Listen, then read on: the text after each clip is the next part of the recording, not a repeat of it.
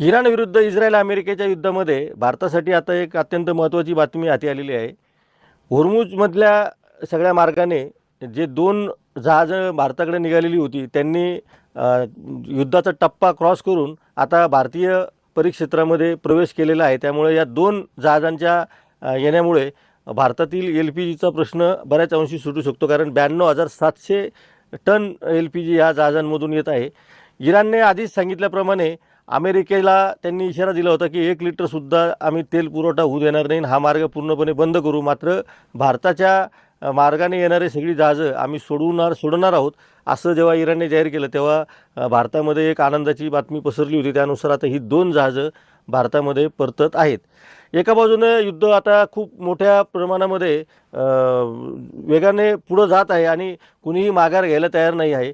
आत्ताची जी बातम्या येत आहेत की वेगवेगळ्या पद्धतीचे दावे केले जात आहेत की 10 तासामध्ये 20,000 ठिकाणी इराणवर हल्ले करण्यात आलेले आहेत. आणि जर असेल तर मग इराण उद्ध्वस्त का झाला नाही, असे सुद्धा प्रश्न निर्माण होत आहेत.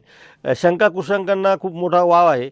आणि या सगळ्या युद्धाच्या परिस्थितीमध्ये भारतामध्ये जी अभूतपूर्व अशी परिस्थिती निर्माण होऊ घातलेली आहे, त्यामध्ये मात्र दिलासाजनक बातम्या सातत्याने पुढे येत आहे. आणि आता त्यातलीच एक बातमी म्हणजे 2 जहाजं जी आहे ती होर्मुझच्या मार्गातने भारतामध्ये आता पोहोचतील आणि येत्या 3 दिवसामध्ये ती भारतीय बंदरावर येऊन दाखल होतील. आणि त्यानंतर ते सगळ्या देशभरामध्ये या गॅसचा पुरवठा केला जाईल, असं सरकारच्या वतीने सांगण्यात आलेलं आहे. वेगवेगळ्या ठिकाणी वातावरण तापतं आहे. भारतीय जनता पक्षाचं म्हणणं असं आहे की काँग्रेस पक्ष या सगळ्या परिस्थितीचा गैरफायदा घेतो आहे आणि देशामध्ये भीतीचं वातावरण निर्माण तयार करणं हाच काँग्रेसचा डाव आहे. असं असलं तरी प्रत्यक्षात मात्र आपण जेव्हा महाराष्ट्रातल्या वेगवेगळ्या कानाकोपऱ्यामध्ये फेरफटका मारतो, त्यावेळेस हॉटेलवरती जे व्यावसायिक गॅस वापरण्यात येतो तर तो पूर्णपणे पुरवठा जवळपास बंद करण्यात आलेला आहे. अनेकांना व्यावसायिक गॅसची टंचाई भासायला लागलेली आहे आणि घरगुती गॅसचा वापर व्यावसायिक कारणासाठी केला जातो आहे, अशी सुद्धा परिस्थिती आहे.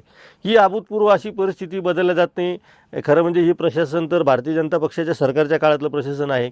आणि अशा परिस्थितीमध्ये कंट्रोल करणं ही हाताबाहेरची परिस्थिती असते हे आपण समजू शकतो. परंतु केवळ राजकीय वातावरण तयार करून काँग्रेसला आरोपीच्या पिंजऱ्यात उभं करणं हा सुद्धा एक भाजपचा डाव असू शकतो, असं सुद्धा आपल्याला म्हणता येईल.